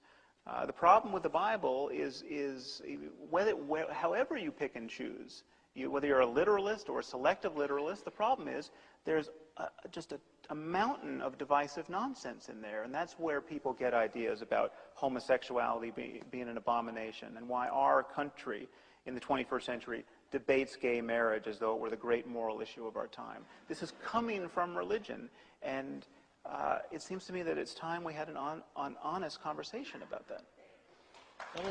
That's what anybody who would disputing. kill themselves or think they're going to get 72 virgins, I got to say, is insane. It's actually no crazier, though, than believing that a cracker literally turns into the body of Jesus. It has terrible behavioral outcomes, but it is equally unsupported by evidence. And there's this idea that religious beliefs can be kept separate, and they don't need to intrude into public policy, into politics, into science. And it's just not true. Insofar as somebody actually believes something, it inevitably shows up in the world. I mean, the beliefs are the means to organize behavior and emotion. And so presidents who really believe that the book of Revelation is a guide to the end times could very well lead us into wars that conform to those bogus blueprints. And we have a Muslim world that is lit up with notions of martyrdom and jihad. And these are beliefs, explicit beliefs about how you get into paradise and what it's worth living for and dying for. But yeah, I'm arguing for a certain kind of intolerance. There's no way around that. But it's not the kind of intolerance that gave us the Gulag or that would put people in prison for their religious beliefs. I'm arguing for just new rules of conversation. We can call it conversational intolerance, where, if I came on your show and said the Holocaust never happened, I would immediately feel pressure from you to justify that claim, or you would marginalize me immediately as someone who just could not be trusted, at least on European history. But if I come on your show and say that I'm in dialogue with the creator of the universe, or if I know a cracker literally becomes the body of Jesus, if you say the right Latin words over it, you have to give me a pass. It's taboo to criticize that, and that's really what I'm challenging in my book. Well, it's true that Christians are playing their game very differently now in the 21st century, for the most part. That doesn't mean that there are not problems with Christianity. But the thing to credit for that development is not Christianity itself or the Bible. We have to credit hundreds of years of secular dialogue and scientific insights that have forced us to ignore certain aspects of our scripture, because the Inquisition... Sam, I don't think that's why Mother Teresa went to the streets of Calcutta. Well, but not because you have of to explain the discourse. Inquisition. If you think that the people who were killing heretics for 500 years in Europe had not read the Sermon on the Mount, you're sorely mistaken. But I asked both of them, what would have happened if we had burned a Quran on tonight's show? And they knew what would happen. There would be riots in scores of countries. Embassies would likely burn. People would certainly get killed. And we would spend the rest of our lives hiding from theocrats under credible threat of death. Now, that's just a fact. It's a fact that neither of them would deny. And yet, what we have in response to ISIS, who is crucifying people by the side of the road, raping women by the thousands, torturing women, and burying children alive, in the name of Islam, we have a hashtag and we have some demonstrations. Now, I support the hashtag. I support those demonstrations. But we need a groundswell of repudiation of this kind of behavior. And the problem is, and I'm not denying that some people repudiate it, and many millions of Muslims are horrified, but the problem is ISIS is behaving in a way that is sanctioned by a literal reading of the Quran and the Hadith. You can take sex slaves among the infidels. You should cut the infidels' heads off. This is a plausible version of the faith, and it's not a plausible version of Buddhism. So the comparison to the Buddhists who are in Myanmar now killing Muslims is a facile one, because these Buddhists are killing Muslims. It's horrible. It is a sign of tribal violence, but it is not a sign of an honest implementation of the doctrine of Buddhism. You can't find anywhere in the Pali Canon that tells you to go destroy the lives of innocent people. That is something that ISIS is doing, and they are doing it very much in a paint-by-numbers way. And the challenge is for Muslims to speak honestly about this and to reform the faith, find a way of contextualizing these beliefs and reinterpreting them. And there are Muslims who are doing that. Irshad Manji is doing that. Majid Nawaz is doing that. I totally support these people, but the Muslims who get on television, people like Reza Aslan and the liberal apologists like Glenn Greenwald and Nicholas Kristof, who say that this has nothing to do with Islam, ISIS or Al-Qaeda, they're just playing hide the ball with the articles of faith, and I think that is dishonest and ultimately dangerous for all of us. Well, and the irony is that even when someone like Nick Kristof thinks he's not agreeing with me, he's actually proving my point. So he's arguing that we're not acknowledging all the people who are making heroic efforts to reform the faith or to criticize so-called extremism. But then he goes on to say how much courage this takes, because their lives are in danger in dozens of Muslim countries merely for advocating for human rights, which of course proves my point. That the point is that there's what we're calling radical Islam or extremist Islam or fundamentalist Islam is massively well subscribed in the Muslim world, and there are reams of polling data to attest to this. Many liberals want to grade Islam on a curve, that we're not expecting the same kind of civility and openness to free speech and other liberties that we hold dear and are right to hold dear from Muslims throughout the world. And so when cartoonists draw the wrong cartoon and embassies start burning, we criticize the cartoonists and we criticize the newspapers that printed the cartoons, and we practice self-censorship. There was an academic book at Yale University Press on the cartoon controversy that wouldn't publish the cartoons. This is just madness, and it's a double standard that if you actually want to look for racism and bigotry, this is the bigotry of low expectations. This is a kind of racism that, and this point doesn't originate with me. My friend Ayaan Hirsi Ali has made this point many times. And so what we need is the same standard of reasonableness and tolerance applied across the board. Okay. But I'm very much a fan of construing this conflict between religion and science in zero-sum terms, because science is intrinsically the enemy of dogmatism. And there is nowhere in our discourse where dogmatism is more celebrated than in the discourse of religion. So we do not respect stupidity in this country, but we systematically respect religious stupidity. And I think there's a basic truth about us that no double standard can erase. Either a person is being intellectually honest or he isn't. Either a person is willing to look dispassionately at the data, or he's trying to conform the data to his prior conception of the world. And science, when it is working, which is to say when it is really science, amounts to a systematic eschewal of dogma. I mean, dogma in science is humiliating whenever it's recognized to be dogma. Now to you is that it seemed to me you're pointing out the role of bias in science. You're saying that you can pick out individual scientists or individual theories or individual moments in science where scientists were just flat wrong, and they were wrong based on their own biases. And that is a totally legitimate thing to do. It is a totally scientific thing to do. I mean, bias in science is bad science. Bias in religion is faith, it's doctrine, it's redeeming, it's holy. I mean, you don't have the same corrective mechanism in religion. So one truth I think in need of telling is this, that there really is a conflict between religion and science, between faith and reason. Because every religion is making claims about the way the world is. These are claims about the divine origin of certain books, about the virgin birth of certain people, about the survival of the human personality after death. These claims purport to be about reality. They are claims about what was and what is and what will be. And this inevitably puts religion on a collision course with science because these are claims made on bad evidence. And we don't have to distinguish hard science and soft science here. I mean, the core of science is not mathematical modeling. It is intellectual honesty. It is a willingness to have our certainties about the world constrained by good evidence and good argument.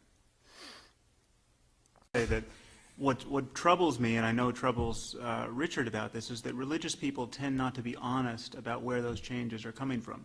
They're coming from, to my mind, the hammer blows of modernity that make certain religious doctrines untenable. So, for instance, now the Pope is rethinking the doctrine about contraception. You know, Yeah. maybe a married couple, within the context of a marriage, if one is HIV positive, maybe it's okay to use a condom. Let's say he gives ground on that. Yeah. That will not be a sign of the vibrancy of Christian dialogue getting to the truth of the matter. That will be a sign of a given religious dogma becoming untenable in the face of its practical consequences and in the face of the fact that there's no good reason to have it there in the first place. And the only reason why a person needs faith to accept these claims is because the evidence for them is remarkably thin. So I really think it is time we admitted that faith is really the permission that religious people give one another to believe things strongly when reasons fail. Now, there are, of course, many people who argue that there is no conflict between religion and science. How do they do this? Well, here's how the trick is done. First, they argue that science cannot prove that God does not exist. You know, atheism is a faith. Atheism is the faith that there is no God.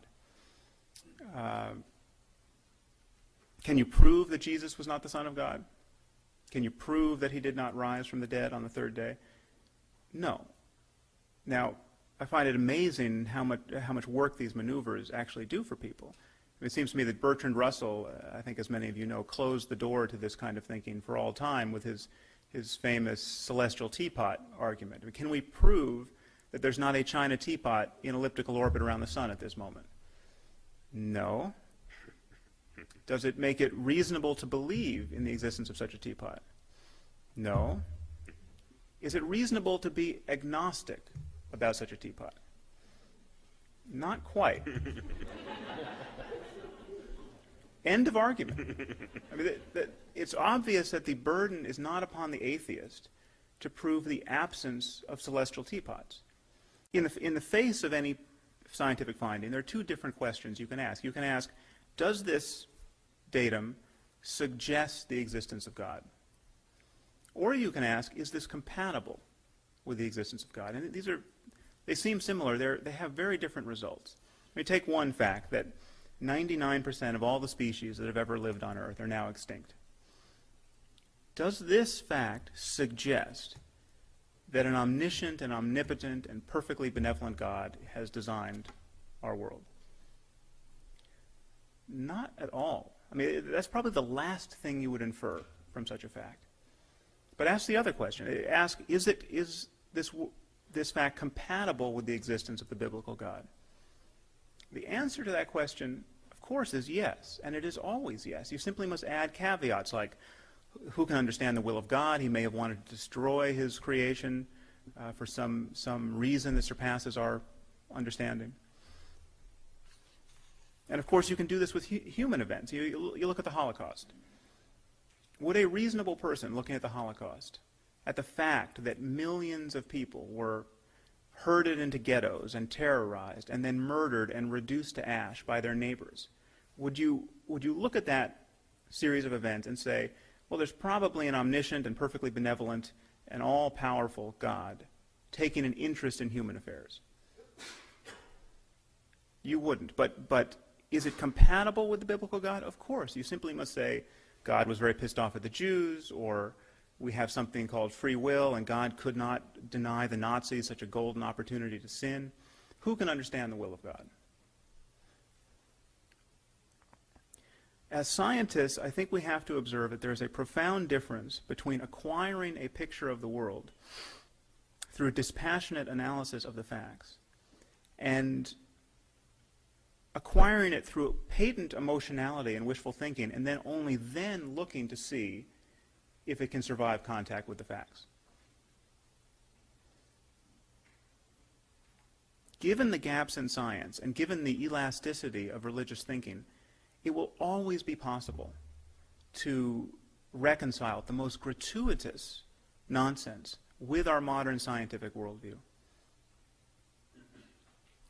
This is not the same thing as having scientific reasons to believe in God. There's a difference between, in a context like this, calling a spade and really calling delusion, and doing it across the board in every social situation where you become this boorish character who, you get into an elevator and you see someone with a cross around her neck and you lurch toward her and try to take away Jesus in that moment. This is not something that anyone, I think, is advocating. I'm probably one of the more strident people here, and I'm not advocating that. But I think that even here we are suffering the taboos that I'm trying to call attention to, and I know Richard quite eloquently and for many years has been calling attention to, the taboo around criticizing these esteemed religious myths. We can laugh at a belief in Zeus, but we can't laugh at a belief in Allah or the biblical God, even here. And I just want to point out that, our situation is so uncanny. We have a world that has been shattered by literature, and I think we have to marshal an emotional response the same response we would have if we woke up in a world tomorrow where all the violence in the Middle East, all the bloodletting, all the wars and threat of future war was born of rival interpretations of the plays of Shakespeare, where the Jews like King Lear and the Muslims like Hamlet, and they're willing to blow themselves up in crowds of children over the difference. Okay, that seems like an impossibly bizarre world to live in, and yet that is exactly the world we are living in. And if we could come face to face with that strangeness, I think we wouldn't be wasting much time wondering about whether there is a conflict between religion and science. The first is I'm not discounting the role of kinship and other variables in the social cohesion and social pressures that get people to do terrifically unwise things. And the problem for me is not, I'm not worried about the bad people in the world. I'm not worried about the sociopaths who have frontal lobe anomalies and can't feel empathy for others and therefore, kill and eat people. There are people like Jeffrey Dahmer in the world, and belief is not necessarily what is so operative. What scares me the most about certain kinds of divisive dogmatisms, and I think religion being the preeminent flavor of that, and at this moment in its history, Islam being the most exquisitely pungent of those flavors, is that it enables perfectly sane, perfectly rational people, people who are not suffering obvious psychopathology, people who are not suffering the kinds of oppressions that would lead anyone else to misbehave terribly, to fly planes into buildings, and to seek to get nuclear weapons so that they can blow themselves up in certain circumstances. I really think religion is leading us to the edge of something terrible. And I think if you read the news, if you watch the news, you see that much of the world is over the edge already. 53% of the U.S. population believes that the universe is 6,000 years old and that we have no genetic precursors in the natural world apart from Adam and Eve. There was a study done in 34 countries assessing the level of belief in evolution, and the U.S. came in 33rd, just before Turkey. This is embarrassing. But when you add to this comedy of false certainties the fact that 44% of Americans claim to be confident that Jesus is going to return to Earth in their lifetime, you see a terrible liability of this kind of thinking, because when you look at the prophecies that describe these end-of-times events, you see that it's not an exaggeration to say that something like half of the American population is eagerly anticipating the end of the world. I think it should be rather obvious that this kind of thinking provides people with no basis to make the hard decisions we have to make, to create a durable civilization for ourselves, to make geopolitical and environmental and economic policy that has a time horizon of not 50 years, but thousands of years. I mean, the desperation you hear from me and the frustration is that we are wasting time. I mean, this conference is purposed toward convincing someone like you that we even have a problem with religion. And I find that just a phantasmagorically strange situation to be in. And that's, I'm sorry to be so strident, but I think this really matters. I mean, which one of us wins this argument? I think the consequences of that really matters.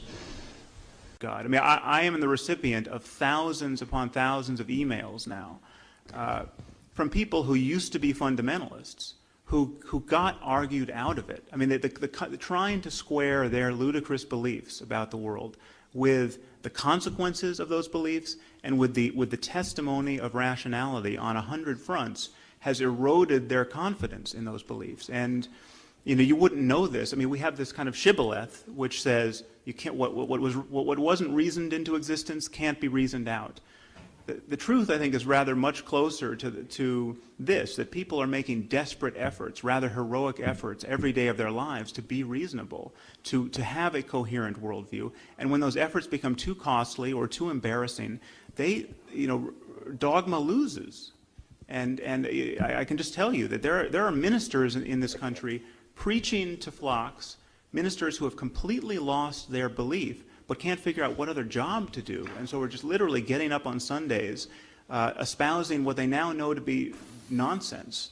There's every permutation of that. There are fundamentalists who become moderates who become atheists, and so it's just not true that people can't be argued out of their beliefs. I think this idea that there's love on the one hand and then the cool rationality of science that's just all clatter and clockwork and soulless, this is a false dichotomy, and it's a dichotomy that is pervasive in the culture. You can't I can't tell you how many times I get on the radio and someone says, "Scientifically prove to me that you love your wife," as though that were just the knockdown argument of all time against reason and in support of faith. There's nothing irrational in principle about love. I mean, it is rational to value love. It is rational to try to recognize that it is one of our most cherished experiences, and then to try to live a life that maximizes it. Understanding love at the level of the brain is not going to deflate its importance for us. And the fact that we can understand the molecular constituents of chocolate doesn't make us not want to eat chocolate. I mean, these are different scales interaction with the world.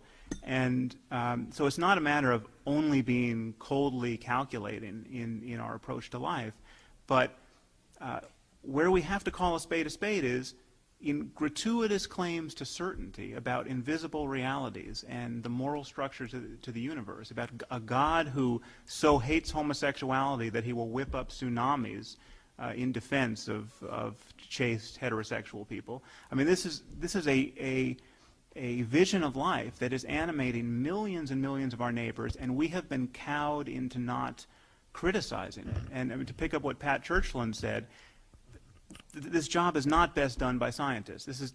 We need, from 100 sides, culture at large to just make it fundamentally embarrassing to hold these kinds of certainties. If the Quran was exactly the way it is, but it contained a single extra line, and that line read, if you see a red-haired woman on your doorstep at sunset, cut her head off. Okay, just imagine a text like this that comes down through the ages that contains a line like that.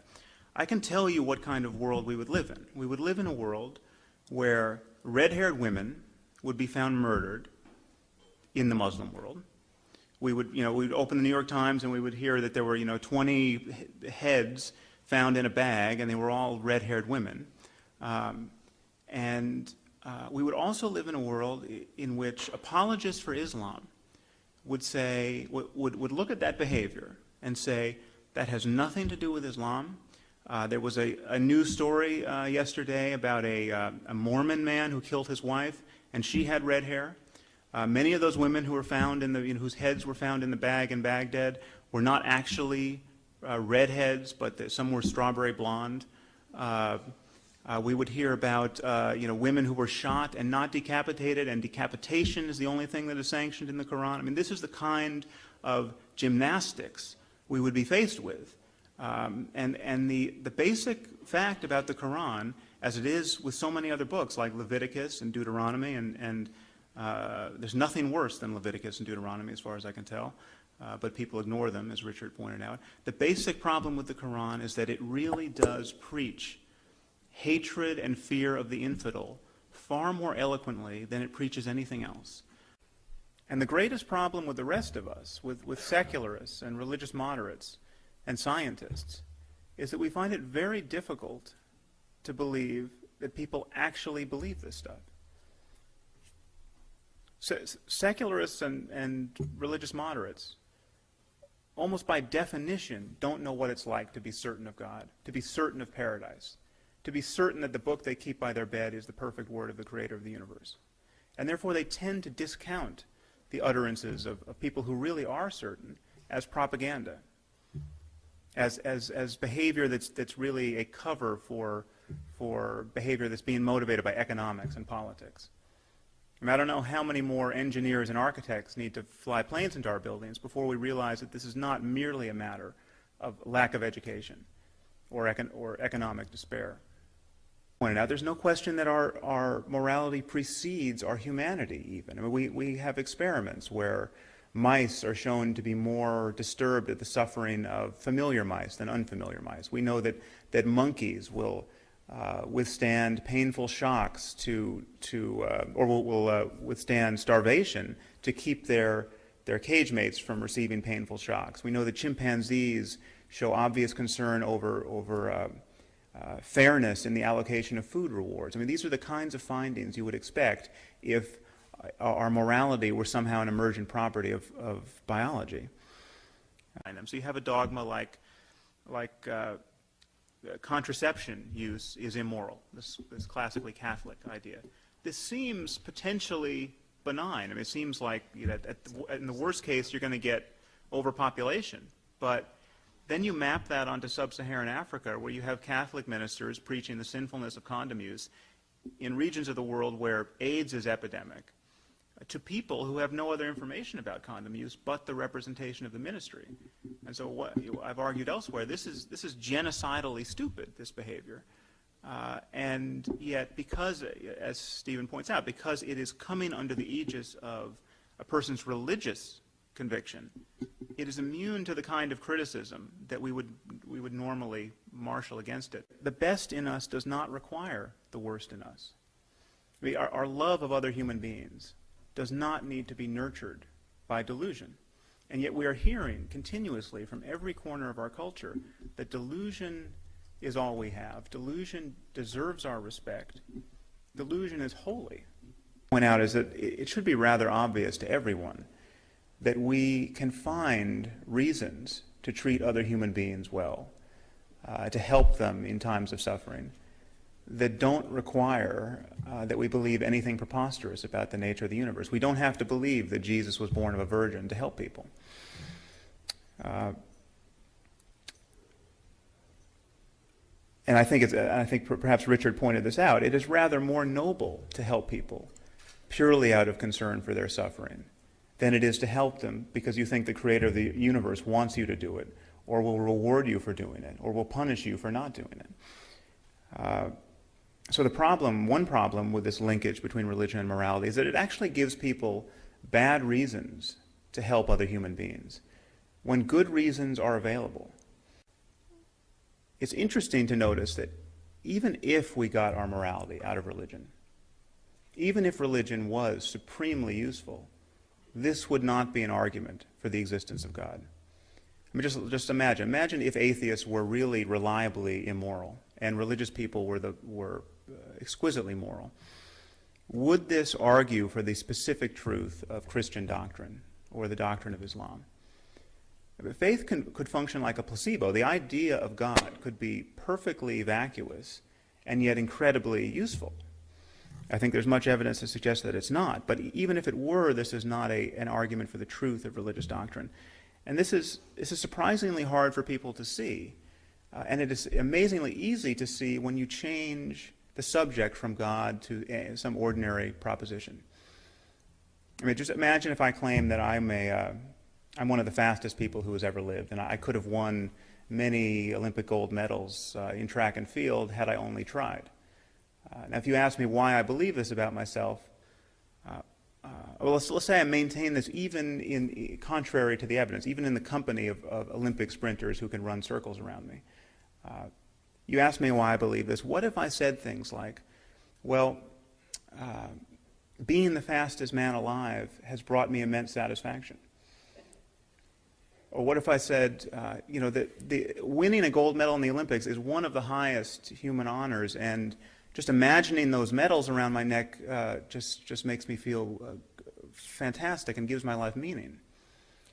It's pretty clear what is wrong with these answers. I mean, this is the fact that it would be nice if something were true, or the fact that believing it to be true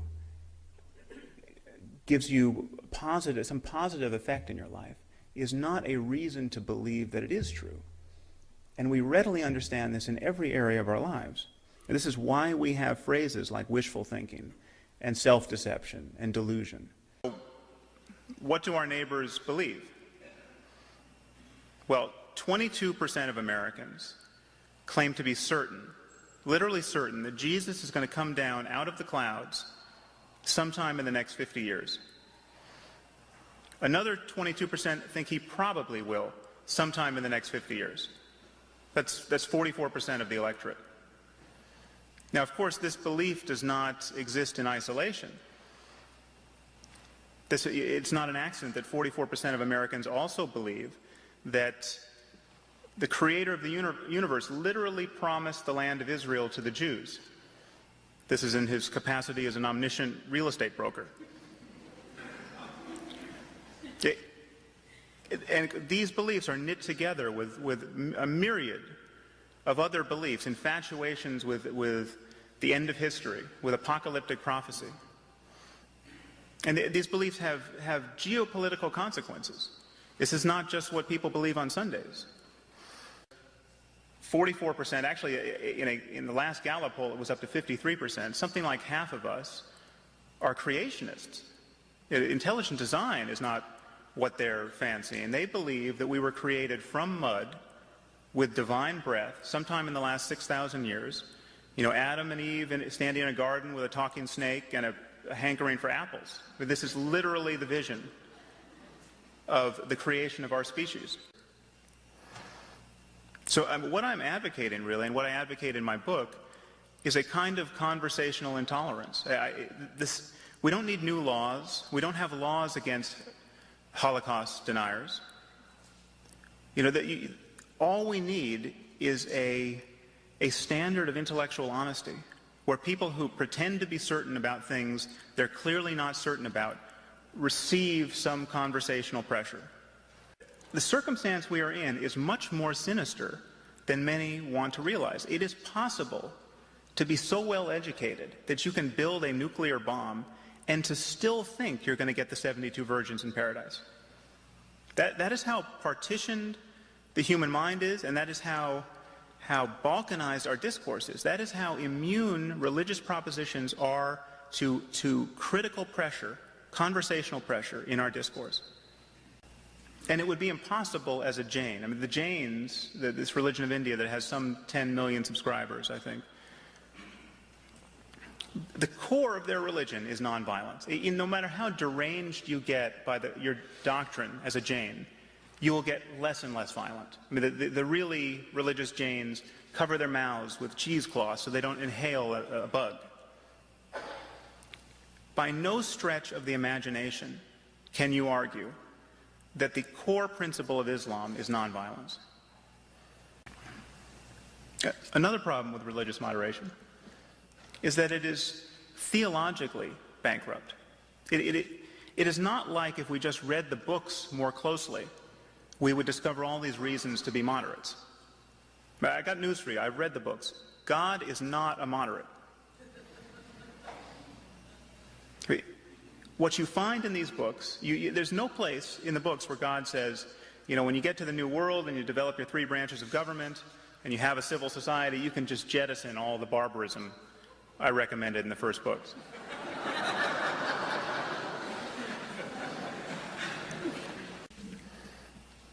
Another problem with religious moderation is that it is intellectually bankrupt.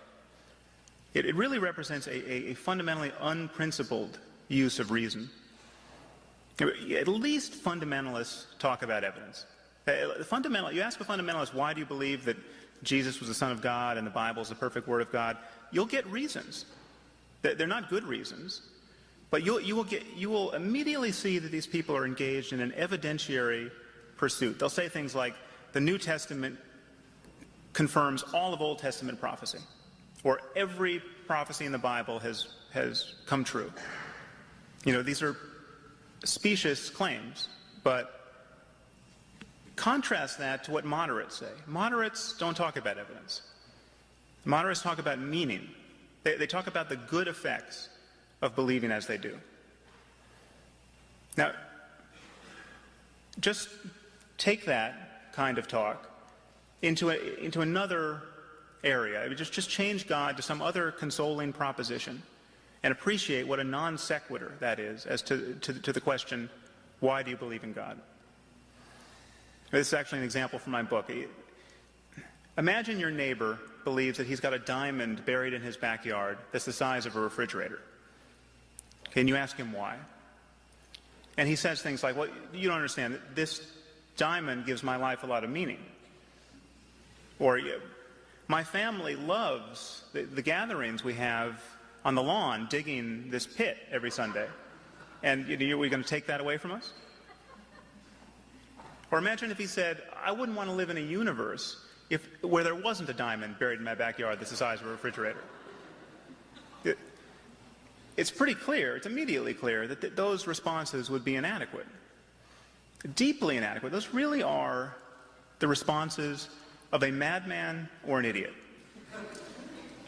And yet, take the same kind of thinking into the religious domain, and these responses have immense prestige.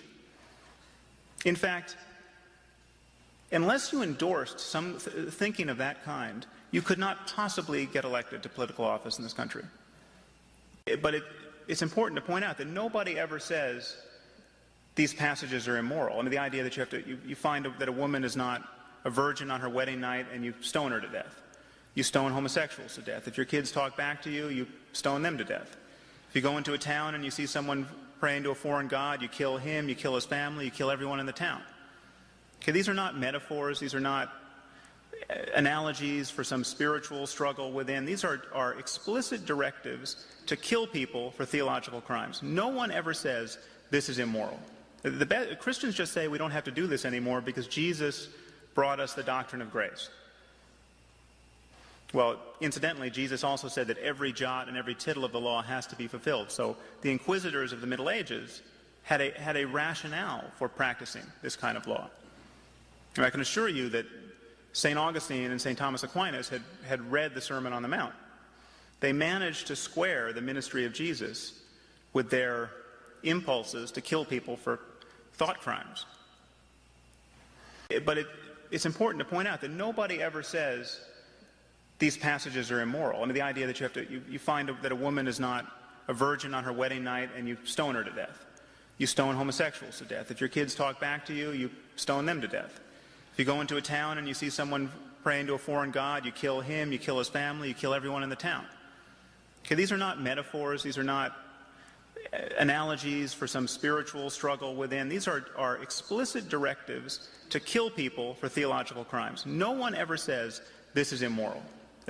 Christians just say we don't have to do this anymore because Jesus brought us the doctrine of grace.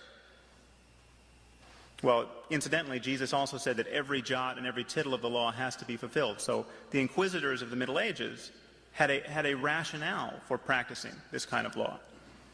And I can assure you that St. Augustine and St. Thomas Aquinas had read the Sermon on the Mount. They managed to square the ministry of Jesus with their impulses to kill people for thought crimes. If the Bible is the best book we have in the West, in ethical terms, we should be practicing slavery. The creator of the universe clearly expects us to keep slaves. He simply tells us not to beat our slaves so severely that we put out their eyes or their teeth. Jesus clearly expected us to keep slaves. He never criticizes the institution of slavery. He uses analogies with slaves. Paul in 1 Timothy admonishes slaves to serve their masters well and to serve their Christian masters especially well so that they can partake in their holiness. The abolitionists were absolutely on the wrong side of the theological debate. If this is the wisest book we have, the slaveholders of the South were right. Or take another belief that really this should just be a curiosity to us until you see its consequences in the world, that the Catholic idea that condom use is somehow immoral. And this is a genuinely ludicrous idea. I can assure you that the powers of the human brain are insufficient to provide a good argument for this.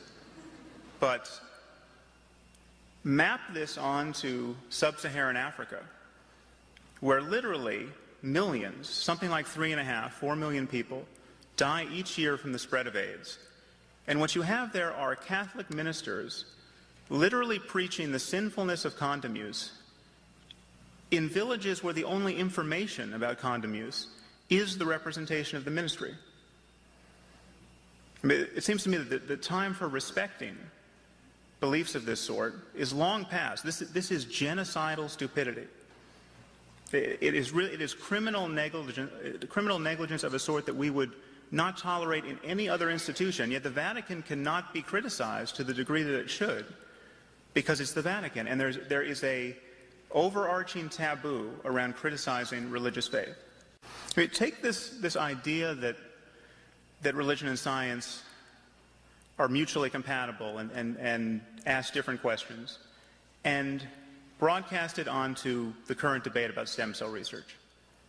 I mean, from a biological point of view, stem cell research is one of the most promising areas of research in biology to generate medical therapies for scores of conditions.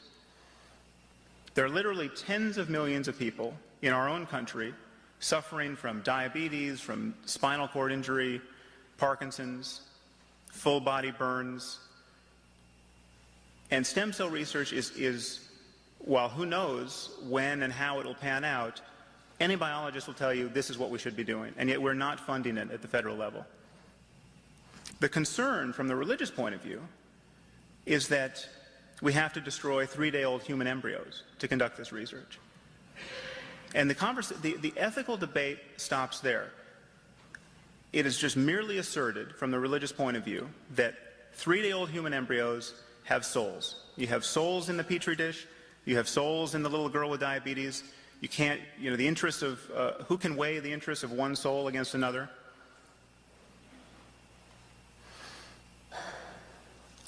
We never have to get into the details because faith stops the conversation. You just have to respect the faith proposition that life starts at the moment of conception, whatever that means.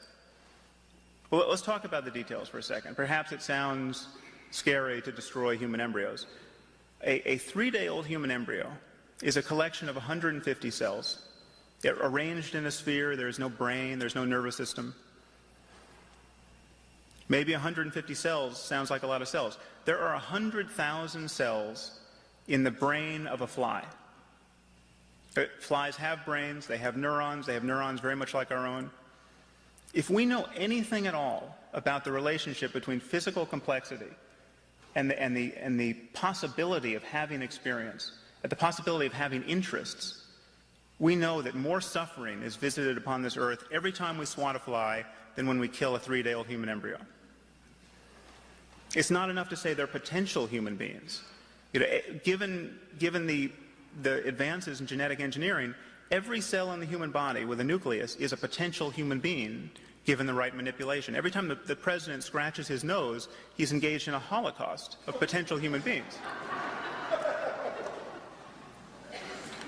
Take the idea that there are souls in these embryos. Well, embryos at this stage can split into twins. So what happens? We have one soul that becomes 2 souls. Embryos at an even later stage can fuse into what's called a chimera, becoming a single individual. So we have 2 souls coming into 1 soul. The arithmetic of souls doesn't make sense.